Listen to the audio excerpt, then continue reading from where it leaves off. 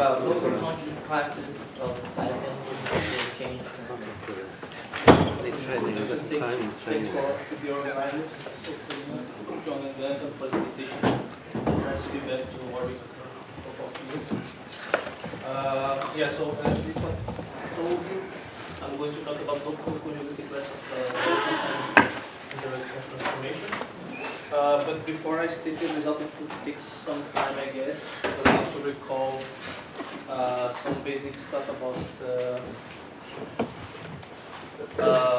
linearization problems and homological equations. So let's start slowly. So, well, the basic objects were already mentioned in this conference several times, so introduction transformation. So for me, it's good to recall that circular rotation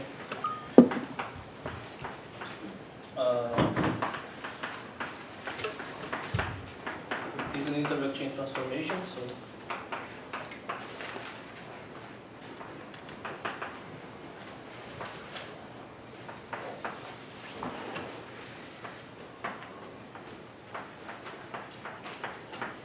into two intervals. And more generally, I'm interested in, of course, more letters, so changing more intervals. So I'm interested in things like that.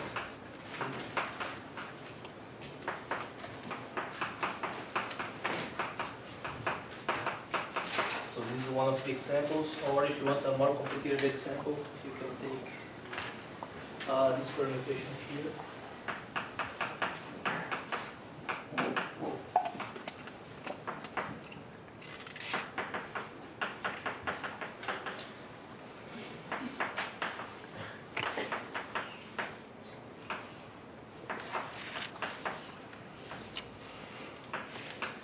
So actually this is what you get, for instance, by looking at, so I'll give you mysterious names for now, so experts will recognize what I'm trying to say. So this is an EAT of the Ornithorynque.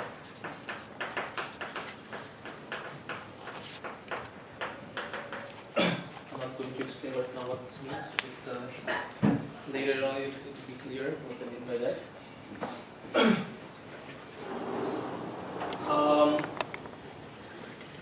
Yes, for this talk, I'm also interested in generalizing interval chain transformation, so generalizing EITs. So this means that, well, I'm not going to write the formal definition, but let me just put it on free. So these are basically the same things, except that instead of translations, you consider CR diffeos. Well, they are CR diffeos on the closure of each continuity interval.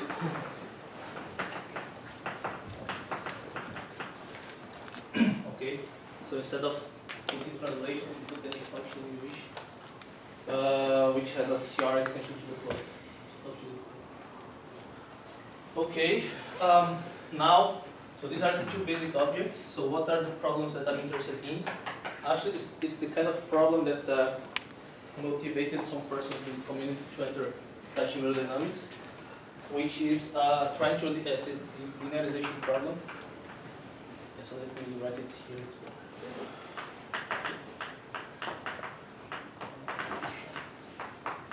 Problem for generalizing intervention transformations. So actually, if you ask people about the motivations for why they entered the field, you get several answers. So actually, there is a nice talk that Eskin gave a couple of years ago, saying that he usually pretends that billiards are the motivation, but actually he was interested in doing versions of atmosphere for Teichmuller Dynamics. And it's so different for people coming from the dynamic side of this, from the dynamical side of the community. So actually, the problem which motivated people like Forni and Yoccoz and Marmi to study Teichmuller Dynamics was precisely trying to extend. So the problem here is trying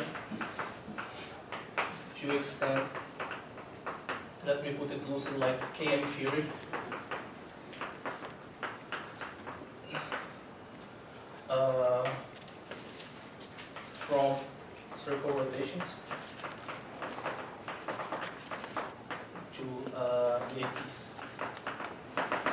So it's a very simple problem to pose, and very natural. And actually, Giovanni told me that this was basically what Mother asked him as a PhD thesis. So if you're doing your PhD thesis, you should not be discouraged if you can solve the problem of your PhD thesis. Sometimes it's a good idea to change the problem or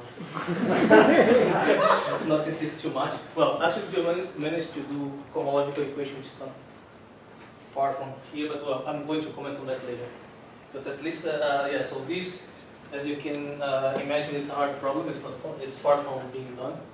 So it's a big problem, somehow. But to explain what I mean by this phrase, I need to recall a little bit what is the theory for the circle. So the theory for the circle is the following. So, circle, so history, for diffuse of circle. So of course it starts with Poincaré and Denjoy. So what those guys did, among many things, were, well, the first thing they introduced the notion of rotation number. So which is basically, so the idea here, when I talk about linearization, is that I'm trying to start with some diffusion of the circle, and then I'm trying to conjugate, so find the solution for this equation with the rigid rotation. So R alpha is the rigid rotation by alpha. And so this is the problem that I'm talking about. So linearizing is changing coordinates to get to this linear model. And so Poincaré introduced, of course, the rotation number, which is the basic invariant for this conjugation problem. I mean, you have no hope to conjugate a diffusion to a rotation if the rotation numbers don't match. Once these numbers match, Poincaré showed that you can topologically semi-conjugate. So, semi-conjugacy. So this means that in this change of coordinates, you don't have a monomorphism, so it's not a fully topological object, but it's harder a map which is well continuous, surjective, and it sometimes might contract some intervals. So this is why I'm talking about semi-conjugacy. Okay, so this is general theory. Yes, so semi-conjugacy, three rational rotations. Then Denjoy, well, then you know that Denjoy came in, and then there is a topological conjugacy for sufficiently smooth, say C2 or C1 plus alpha or C1 plus something diffuse. But there is the famous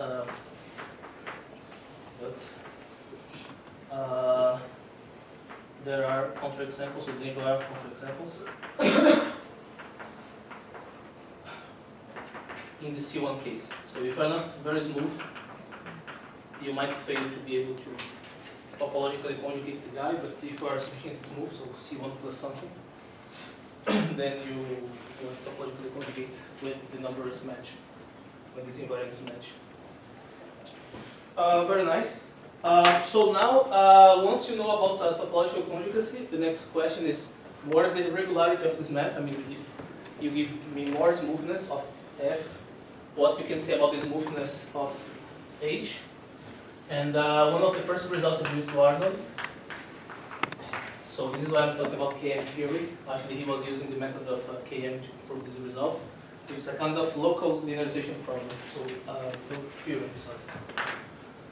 So Arnold used the brand new tool, which was the idea of Kolmogorov and well, later developed by Arnold and Moser, to prove the following result. Well, I'm going to state it loosely to not spend much time on quantifiers. But he proved a local, what I would like to call local linearization theory. So what this means is that if your rotation number is Diophantine, I'm not going to define it right now, but most of you know from Lucas or at least imagine what it means. Yes, I'm about to put very strict quantifiers. I'm just giving ideas. somehow. And then if you have a high differentiability, so say you are looking for analytic reproductions. The original theorem was for analytic. And if you are close, if you know for some reason that you are already close to your rotation, so this is the local nature of the theorem, so close to rigid rotation, then you are actually conjugated to rotation. It's smoothly conjugated to rotation. So in this case, analytically, smoothly conjugated to rigid rotation. Alright. So this is the local nature of this theorem. So you are conjugated, but there is the assumption that you should be very close to, and how close depends on the Diophantine nature of the number. Close in which metric? In the analytic topology, I mean, obviously you want to have some extension where you are very close, and how close depends on the size of the band. The Diophantine properties plus the size of the extension. Yeah, so this is why I'm not stating precisely, because there are many classifiers. But this is the idea, you know. If you put some Diophantine condition, then I can get smooth conjugacy. And so Michel Hermann proved the global theorem famously. So it was conjectured by Arnold that this is not necessary. And it took some time, so Hermann, using normalization methods, but actually for some reason, I don't know why, Michel Hermann avoided to write the language of the normalization. And for a long time, Yoccoz was also avoiding to do that. So he was avoiding to write things using normalization, but in the end, there is normalization. So Hermann and Yoccoz actually, so they got global linearization theorem. So actually, Hermann got the first version of the global linearization, and then Yoccoz came with the optimal condition on the rotation number. So basically, if you want a very precise smoothness, then Yoccoz tells you what is the optimal choice of the Diophantine condition, so that you can linearize all guys with that rotation number. Okay. So global linearization theorem. So you can imagine erasing this one here and putting less smoothness actually. So CR instead of analytic. As I told you, so this is the KM method. So I might comment later. To do that, use the KM method, but I'm not going to explain right now. I might come back later.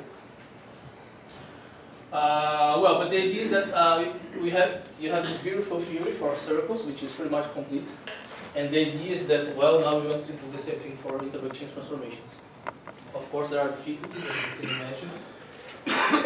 And the first things, there are many things to figure out in this business. So, for instance, when you talk about interval change transformations, what does it mean, a rotation number? And so what you can do, so let me try to, so my goal is to get this kind of statement actually, for interval change transformation. But for getting this kind of statement, I need to define many things. So the first thing I try to define now is rotation number. So to get inspiration, you look at the case of a circle, so as usual. So you always look at the case of circle rotations. And so the answer, so rotation number for EITs, they are infinite paths on rosy diagrams. So these diagrams were discussed, so I'm going to recall briefly what I mean by that. So the idea is that you are trying to give yourself some interaction transformation.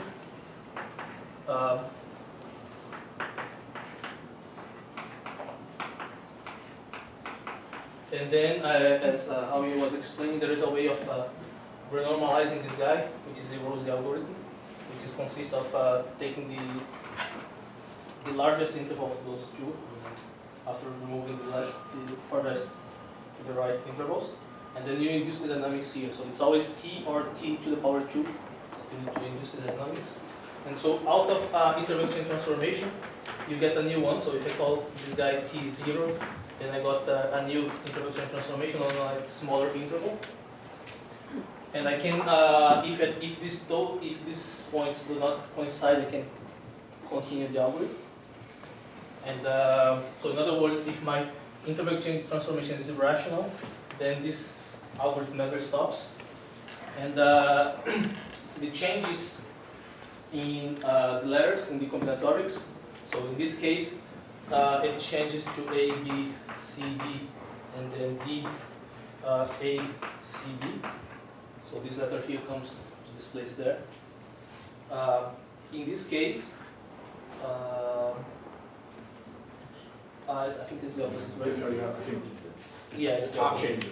Yeah, the top changes. Yeah. So let me put point there.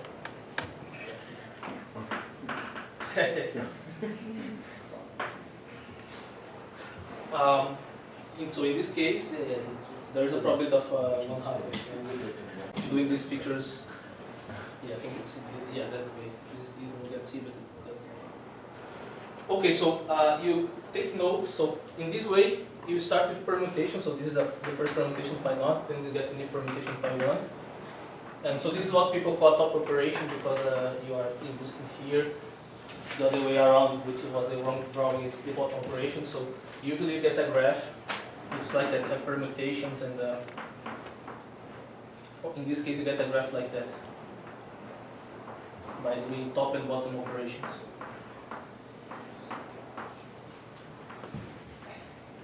And you have a graph, and actually this graph is decorated because you can also put on these arrows the information of which letter beats each one. So in this case the winner is D. There's a notion of winning letter. In this cycle it's A, and so on. So this is a very beautiful graph diagram. And what I'm claiming is that infinite paths on this guy, so which are the paths that are followed by this procedure, are going to give the rotation number for this guy here. And why is this natural? It's because if you do this operation at the level of rotations, so if you do once the operation, you can easily check that the new interval in this position is 1/1 minus alpha, and actually you are putting 1 minus 2 alpha and alpha.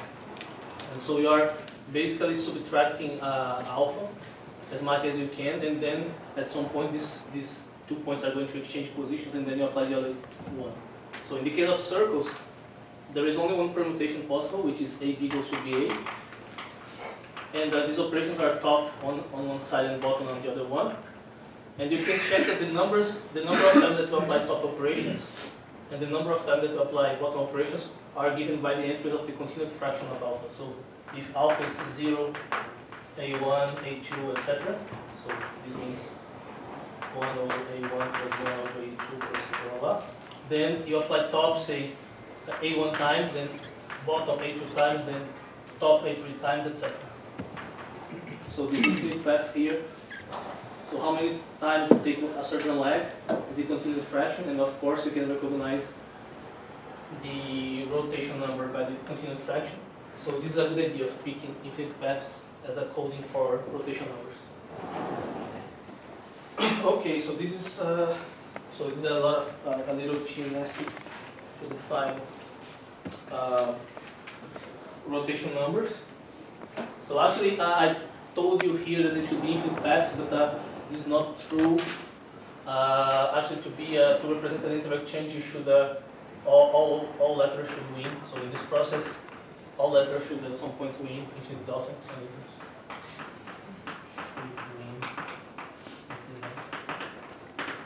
But yeah, I mean, this in this picture here, this means that the infinite path, which consists of just subtracting alpha, alpha is not allowed for obvious geometrical reasons. So you should flip. Well, anyway, so this is what irrational rotation number means. So I'm happy. Now there is a theory of topological semi-conjugacy.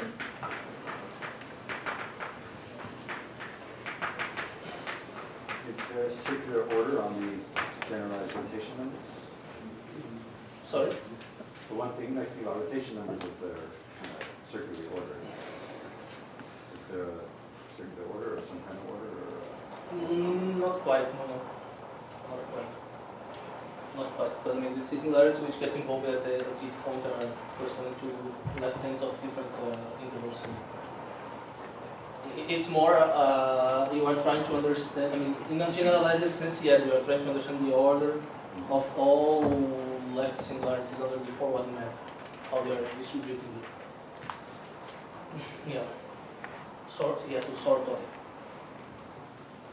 Okay, so there is a nice, so from this picture here of Poincaré, so I defined the rotation number. So there are topological semi-conjugacy theorems. So say that if you have a generalized DIT with the same rosy path, I mean, of course, this definition of paths I told you is just by inducing the first or second power. So this can be done for not only usual IETs, but for generalized ones. And if you do the same thing, you have another path, and the theorem is that if the paths match, then actually you have a topological semi-conjugacy to the linear model. So this part is okay. So you still have winners and losers in the general. Yeah, exactly. Yeah, so so the topological semi-conjugacy results, it's okay. But there are little surprises. A topological conjugacy is tricky. And this is because even these very smooth guys, say, even more than C2, so actually affine EITs might have wandering intervals. And for those who know the theory, wandering interval are obstructions for topological conjugacy. They are precisely the intervals which get contracted by this map, and so this map is not a homomorphism on these intervals. Wandering intervals. And this was shown in by several persons, so let me put names in the bit. Camede Gutierrez.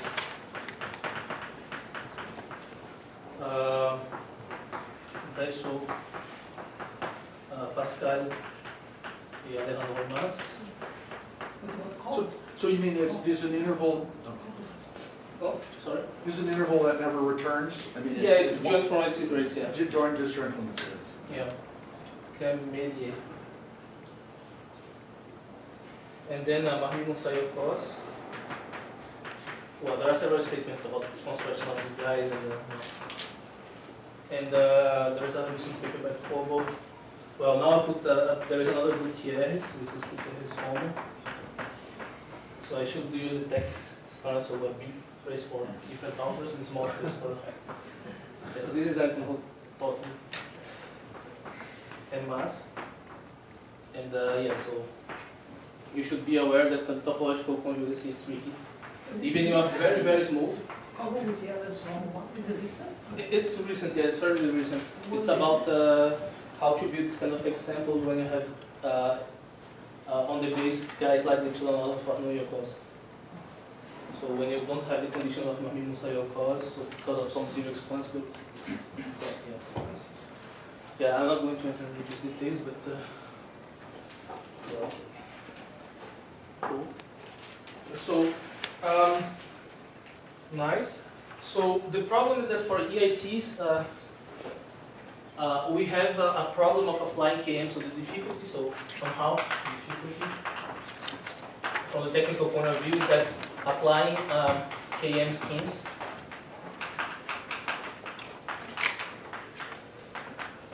is challenging because somehow we have several frequencies associated with its continuity that we introduce. So somehow we are going to see that more or less at some point. That now that you have more points, there is a huge loss of regularity each time you try to solve the homological equation, and so when you try to iterate the KM scheme, we are introducing more and more obstructions, and so if you keep this argument, in the end at best you can get a result about subsets of the conjugacy class of infinite codimension, which is not very satisfactory. because for the circle we have just the rotation number, which is the obstruction, is the Diophantine number, the Diophantine conditions. So we'll have a codimension on that. But if you try to do the same thing without thinking, we quickly end up with codimension things and it's not satisfactory. So the idea to overcome the difficulty is due to Herman and Marmi-Moussa-Yoccoz. So let me try to explain. So the idea is that you don't want to apply KM, you want to just do one step and somehow apply a fixed point argument to invert the operator at one step. So I know that this is technical, but I'm going to explain what this means. So the idea is that you have this linearization problem. So H equals H T naught, right? Then the first step in this schemes is how do they try to solve this nonlinear problem? You linearize things. So you write T as T naught plus delta T. At least for T close to the original map. So let's say we are in the R node situation. So this is H plus HT, and now we expand this equation using this perturbation. So the formula becomes from one side it's T naught plus delta H T naught, so from the side here, and from the other side it's T naught. So T naught is isometry. So it takes this point to identity plus the perturbation. So it's T naught plus delta H. Could you explain again what the moral is supposed to mean? We have several frequencies.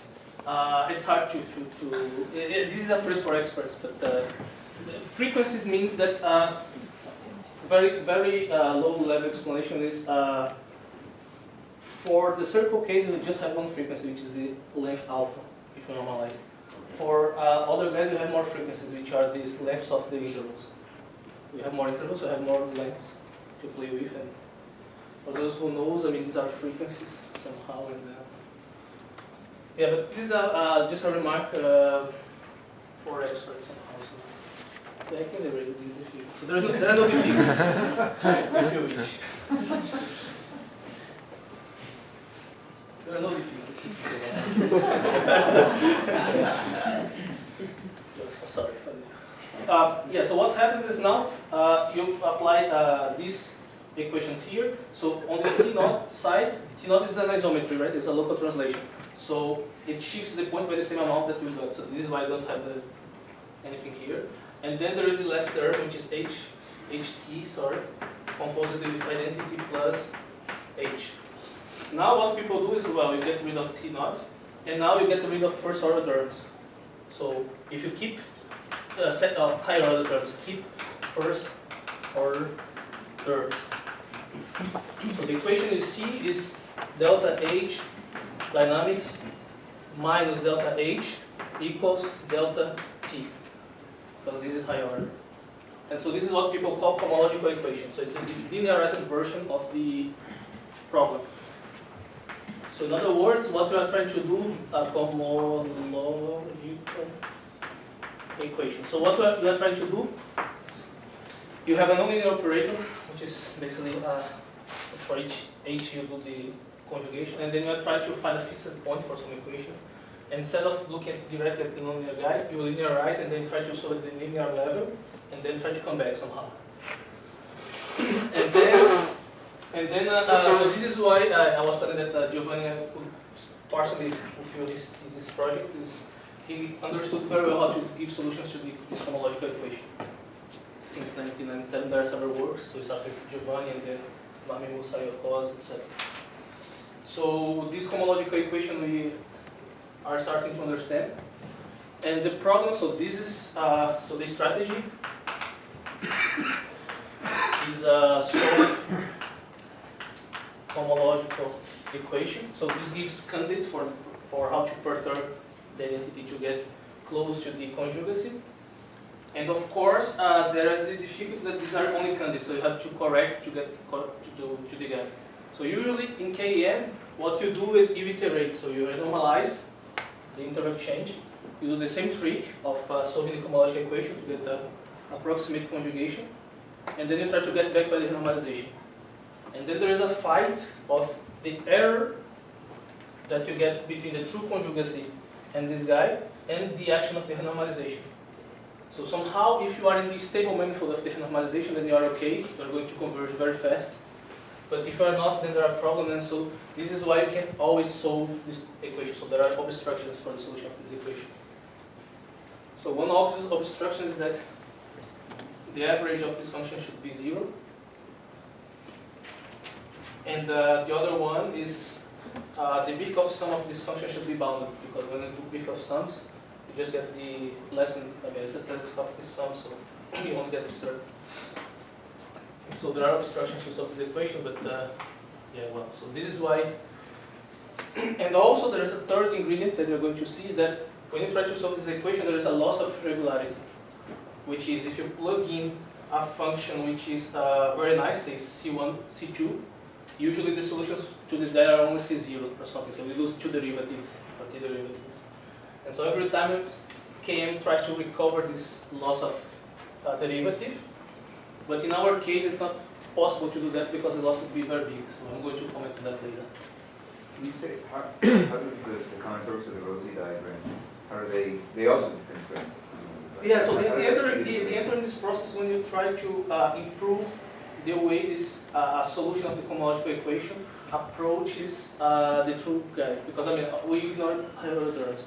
So of course, a true solution of the cohomological equation is not going to solve this equation, because we forgot this term. So there is an error, and the idea is that we renormalize the interval changes using Rosie to get better candidates for the conjugacy, and then we zoom back again.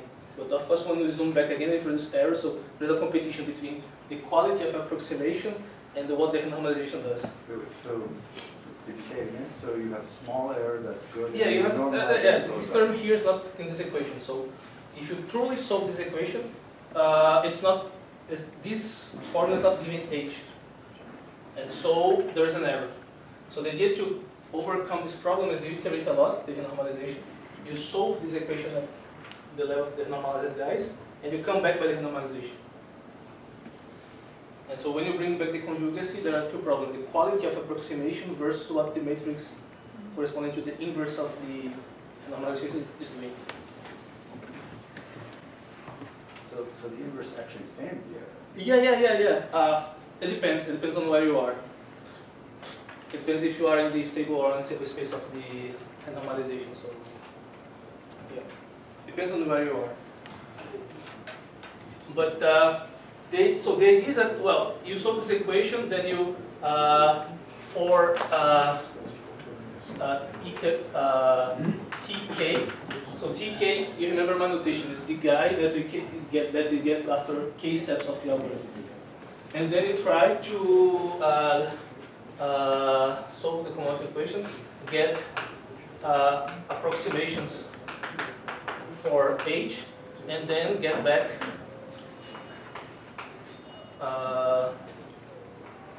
by renormalization. So that's the idea of Kn. But of course, in this context, it's not going to work. I'm going to explain later. The idea is that you want to simplify these steps by not having to do these things infinitely many times. So you don't want to go through this process infinitely many often. You just want to do that at once. And there is a very nice idea, which is called the Heffman-Schwarzentrick.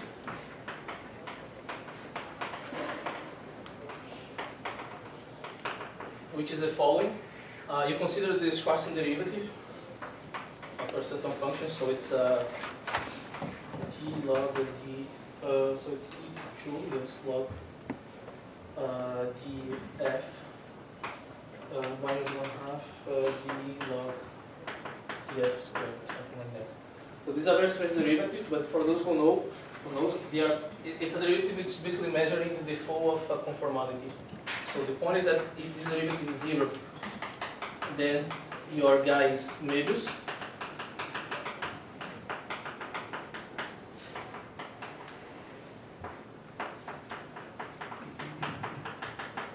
And it has a more or less decent chain rule.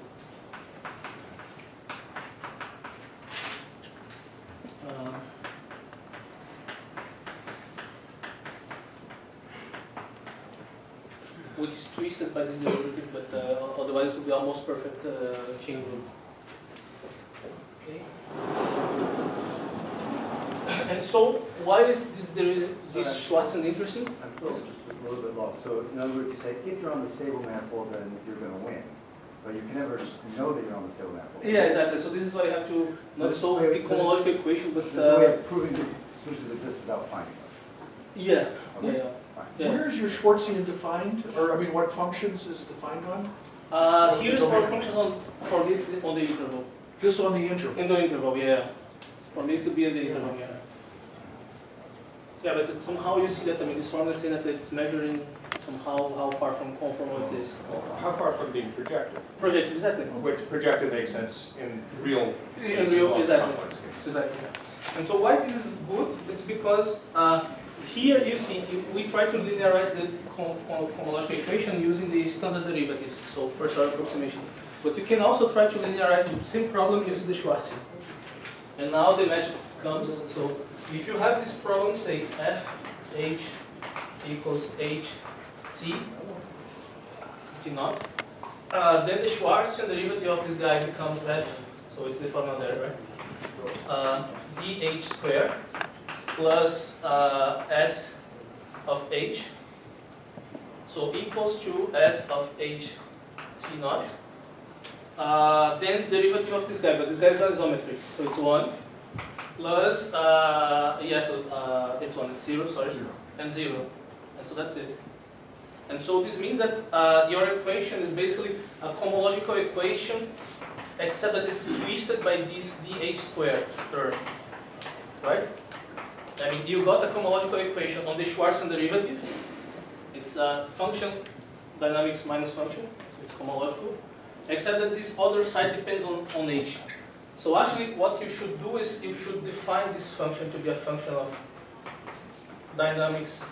I call it f, but it should be t, I guess, and h. And then you try to find a fixed point for this problem. So get an h so that this equation is true. So it's a fixed point problem. And the point is that you can solve this fixed point problem. So you can solve,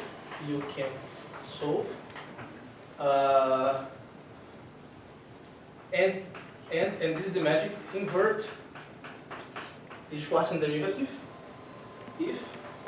Invert you can always do that, but this is the interesting part. Knowing the Schwarzian allows you to take primitives and know the function itself. So you don't need to go to all that steps.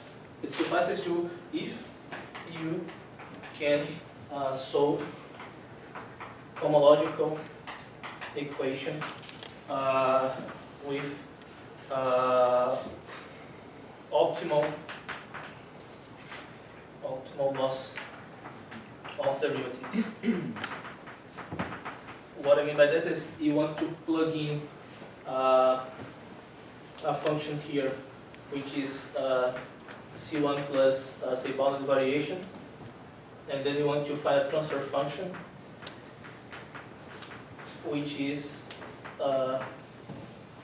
C0, modulo some factor, which is a function which is piecewise constant,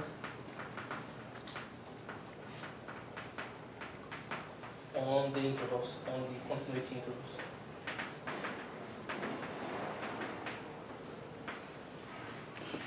So if you can correct the function and then solve the cohomological equation without losing too much derivative, so C1 plus BV, then it's more or less standard to get your solution. So this is the game.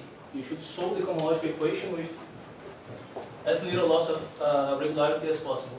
And as it turns out, you can do that in the case of circles, so this is what I noticed, for numbers, irrational numbers, which are close to be hot type. So hot type, just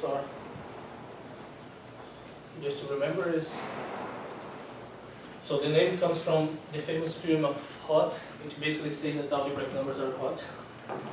So you could define hot type in a convenient way, and the convenient way is you look at the continued fraction, and then you have a(n plus 1 equals to BO epsilon of Qn to the power epsilon for all epsilon. So where ANs are the entries of these guys, and the QNs are the denominators that you get by truncating this continuous fraction. So this is hot type. Klaus hot. Okay. And so let me just explain why you need to be so careful about derivatives and losing basically two derivatives in this business when you do this process. It's because you define the Schwartz and you already lose 3. So you start with something which is CR, you apply the Schwartz derivative, you lose 3 derivatives, and then you have to invert. So in order to be in the correct space to solve the equation, you need to lose as little as possible here. So this is the explanation for why you want to be so fine in this business. And as it turns out, this condition here allows you to solve with that kind of regularity. So this is what Herman did. And actually this is what Marmi-Moussa-Yoccoz did also for typical intermediate transformation. So I need to introduce a definition.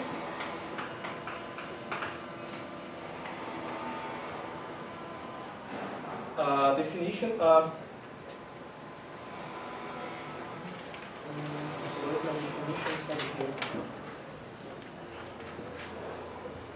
Yeah, so definition. An interval change, I say that something belongs to, a classical belongs to some class but with different parameters. So, Diophantine of type theta sigma. So, there are more parameters now. So the idea is that the first condition is that, so let me write the condition and then explain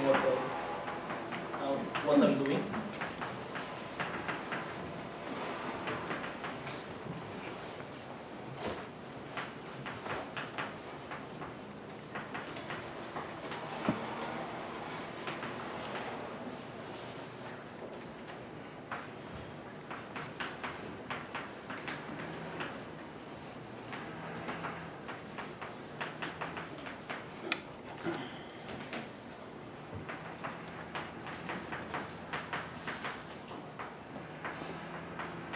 So there are 4 conditions. Yeah, this one. Yeah, this one maybe I'm going to skip for now.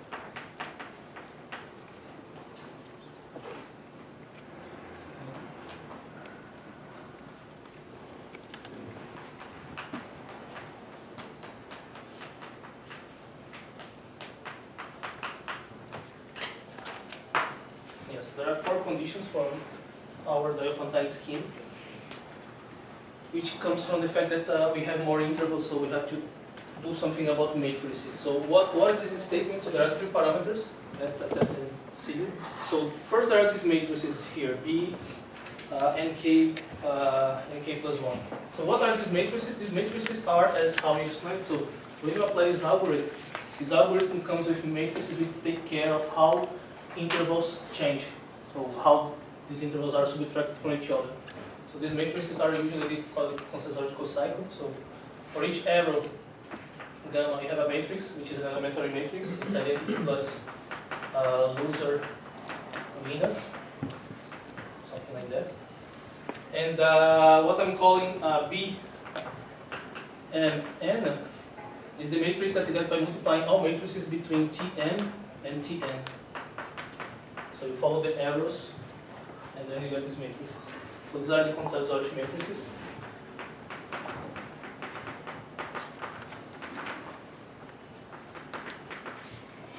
And what I'm saying here is that the matrix going from nk to nk plus 1 is basically the entry a nk plus 1 in the continuous fraction. And from 0 to nk is the q nk. So is NK plus 1, is it return to, no, how do you define Yes, I'm going to define NK, okay. yeah. Okay. So NK, let me call this Yoccoz acceleration. So D is new, D is your condition. Acceleration. Yeah, so NK is the following. N0 is 0, so it starts from 0. And NK is the smallest interval, so that this matrix here from NK minus 1 to NK is positive. All entries are positive. So it's the first time you get positivity from the matrix. And so now it's really analogous to this condition. So going from 0 to K, if you put eta equal to 0, if this parameter here is 0, then you get So this it's condition. B of 0, Yes, so going from 0 to NK, oh, and that's NK. yeah. Then the next step from NK to NK plus 1 is that most of little power of the... So D is new, this is what you put. Yeah, this is new. Is in your, Yeah, this is new.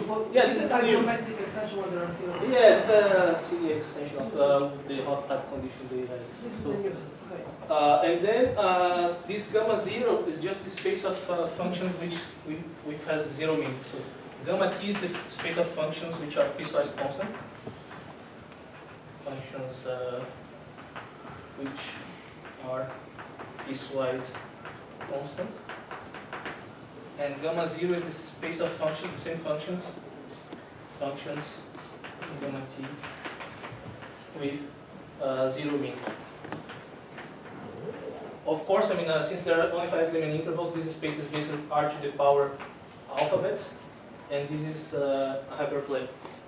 And so basically, I'm taking out the direction of the most exponent, the economic exponent, so the theta 1, and I'm saying that there is a spectral gap between theta 1 and theta 2. And this is always there because of Forni's fusion. Coherence is some technical condition between autodidact space that I don't want to remind you. And this condition here says that I'm picking a parameter sigma, and I'm looking at the space of vectors which are sigma stable. So the economic exponent along this vector is at most minus sigma. So this is the sigma stable space. And I'm saying that if this space has dimension g, then what happens in the perpendicular of this guy is that no vector goes to 0 by iteration. So they are central or unstable. What is the reference for your closed acceleration? Just as a paper? I decided to call it like that because there are many accelerations, but you have to realize that actually you just need positivity. I mean, because there are some papers where you accelerate a little bit more to get the contraction of some cones, etc. But if you want a reference for this definition, it's a paper by Marmi-Moussa about the Holder regularity of solutions for the cohomological equation, precisely. CF Marmi-Yoccoz. It's from 2016, I guess. Okay, so these are the technical conditions for the Diophantine. So the remark I would like to say is that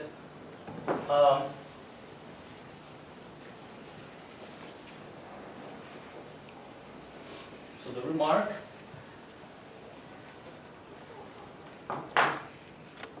is that the original rough type in Marmi-Moussa-Yoccoz sense corresponds to the fact that you want the parameter eta to be 0, and in the end, dimension equals g. So it does not allow for this case that you are picking conditions.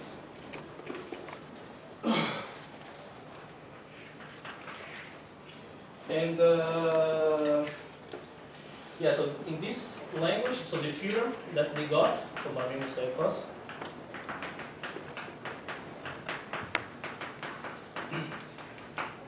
is that for hot type EITs, no. So as it turns out, this is a full measured condition.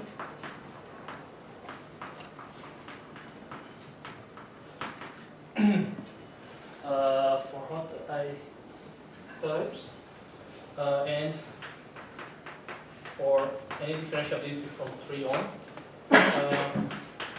The local CR conjugacy class of T naught. So it's a C1 submanifold of codimension. And this is, I mean, they actually manage how to compute it. They compute the exact codimension. It's G minus 1, 2R plus 1 plus S. Inside, so let me finish and then explain things. Inside this space of CR plus 3 simple deformations.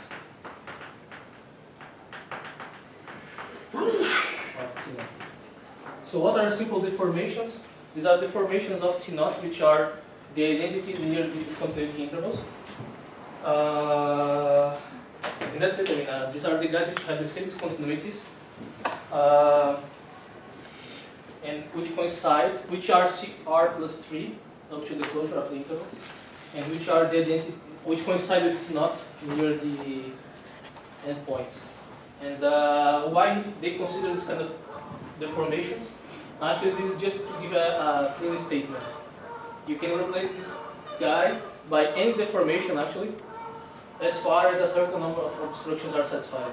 So the derivatives near the discontinuities verify some conditions. So there are some obstructions, but and these obstructions vanish for these deformations, and actually the general case you can reduce to this case. And what are these numbers? Well, G is the genus associated to the interval change, and S is the number of discontinuities, singularities.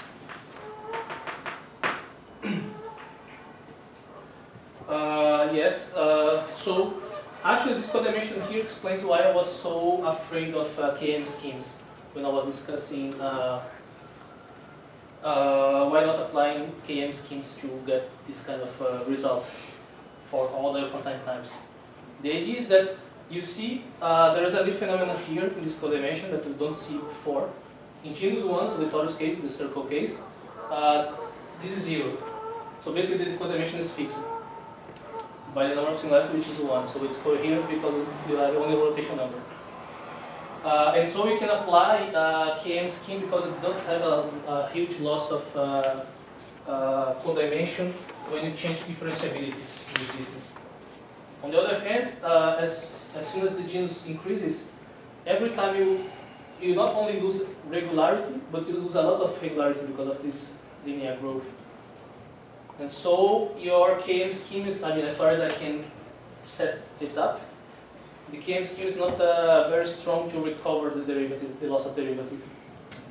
I mean, you have at most a quadratic convergence in KM, and it's not sufficient to recover everything you lost. So this is the difficulty. And so this is why you have to restrict yourself to half type. It's because for half type, you can apply the Schwarz and Frick, and you don't have to do any scheme. It's just inverting the Schwarz once. And so it's just dealing with the cohomological equation. And so the theorem by Forni, Marmi, and myself is a little extension of this result. It's the same thing for Diophantine types, so same conclusions for T naught in DC, theta, theta, sigma. And we have an ugly conditional, which I never remember. It's certainly not optimal, so with some condition it comes out of calculation, but it's not, surely not optimal. It's whenever for d plus t, t minus 1 over sigma theta is less than theta. Whatever. I mean, it's automatically satisfied if it is equals to 0. So the point is that, and why we fought with Giovanni and Marmi to get this room, it's because this allows you to, this theorem was motivated by a question of Krikorian, so Krikorian's question. So basically Krikorian was seeking in a talk by Marmi, And Marmi was mentioning that, I mean, they had these conditions. And the point is that since they had a strong condition on this stable space, they missed some, say, pseudonosophes. And so Krikorian's question was, try to extend, actually, so try to extend Marmi-Moussa-Yoccoz theorem to, so say, pseudonosophes, self-similar EITs coming from, so there are two examples where you have only zero exponents, which are the Eierlegende Wollmilchsau, which was mentioned by Matheus. So it's a square tile surface with a funny number of zero exponents for this cycle. And another one is the Ornithorynque. So this is why in the very beginning I gave a permutation with the Ornithorynque. So the idea is that for these guys here, you have a stable space which is not of full dimension, and so you can't apply this theorem of Marmi-Moussa-Yoccoz. Because I remember the hot type is dimension G. And with this new result, now you can cover, and the codimension in these cases become a little bit bigger. So it's actually the general same conclusions. Okay, with G star equals to G minus 1 to R plus 1 plus S plus G minus mu. So where mu is the dimension of this stable space. And this is the number mu.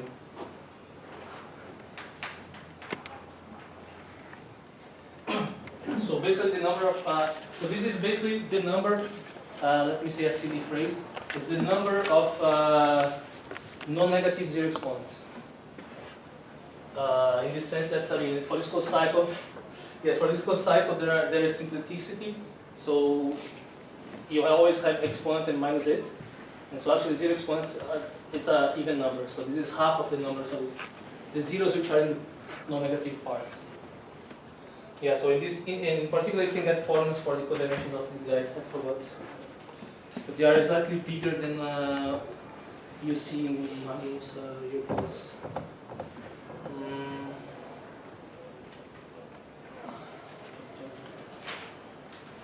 4R plus 8 and 6R plus 9. Yeah, so since I have a minus 1 minute, right, or something like that? 2 minutes. 2 minutes, okay, so let's see. Yeah, I think I can at least try to give an idea of how you go for this kind of things. Well, it would be an incomplete, very sketchy idea, but I think I can. Well, the idea, as I told you, is basically, I raised this thing, right? Is try to solve the cohomological equation that's here with as little loss of irregularity as possible. So the idea is the following. So first, you should know. So you know that if coboundary. So the first thing is to know is if you are coboundary. So if your function has a solution like that without chi, this is a coboundary, then the Birkhoff sums, I already mentioned that Birkhoff sums are bounded. Because our Birkhoff sums are telescopic and it's the usual thing. So actually by Goldstein and Hedlund, you can inverse this implication in this context. If your sums are bounded, then you are cobounded. So you give yourself a function and you want to find a correction chi so that the Birkhoff sums are bounded. So the goal, given find 1 plus bv, whatever, find chi so that phi minus chi has bound Birkhoff sums. And now it comes the interest of these matrices, of these concise vertical cycle matrices. These matrices are precisely the matrices of Birkhoff sums along functions which are piecewise constant. So, and these amounts, so Birkhoff sums of piecewise constant functions are described by K3 matrices B and N. And so the trick is the following. The trick is first there is a preliminary reduction of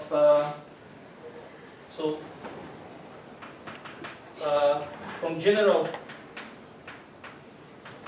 Birkhoff sums, you go to special Birkhoff sums.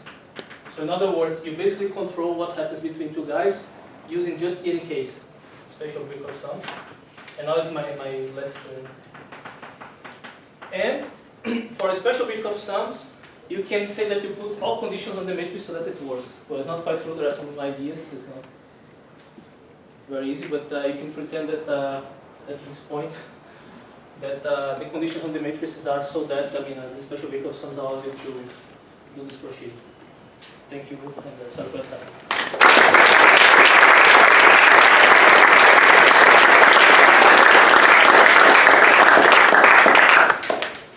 Any questions for Tom? So can you give other examples where D applies? So you example for Wollmilchsau or the... Yeah, so what happens for the, yes, exactly. So for the Wollmilchsau, actually, mu is 1. Yeah, mu is 1. Yeah, sure. And For the Wollmilchsau. but it's enough to have some zeros. But you also need, if you have some zeros, No. The stable space is basically the space of cobalancers.